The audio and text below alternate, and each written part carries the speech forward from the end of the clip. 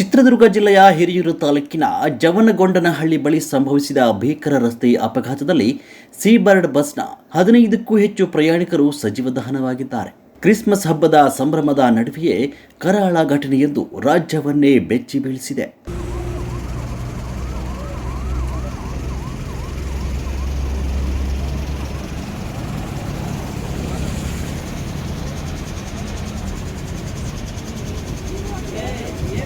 ಚಿತ್ರದುರ್ಗದಲ್ಲಿ ಬೆಳ್ಳಂಬೆಳಗ್ಗೆ ಸಂಭವಿಸಿದ ಭೀಕರ ರಸ್ತೆ ಅಪಘಾತದಲ್ಲಿ 15ಕ್ಕೂ ಹೆಚ್ಚು ಪ್ರಯಾಣಿಕರು ಸಜೀವ ದಹನಗೊಂಡಿದ್ದಾರೆ.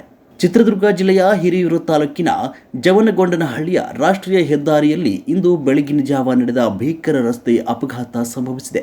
ಬೆಳಗಿನ ಜಾವ ಸುಮಾರು 2 ಗಂಟೆಯ ಹೊತ್ತಿಗೆ HP ಪೆಟ್ರೋಲ್ ಬಂಕ್ ಬಳಿ ಸೀಬರ್ಡ್ ಕಂಪನಿಗೆ ಸೇರಿದ ಖಾಸಗಿ ಸ್ಲೀಪರ್ ಕೋಚ್ ಬಸ್ ಹಾಗೂ ಲಾರಿ ನಡುವೆ ಸಂಭವಿಸಿದ ಮುಖಾಮುಖಿ ಡಿಕ್ಕಿಯಿಂದಾಗಿ ಸುಮಾರು 15ಕ್ಕೂ ಹೆಚ್ಚು ಮಂದಿ ಸಜೀವ ದಹನವಾಗಿದ್ದಾರೆ.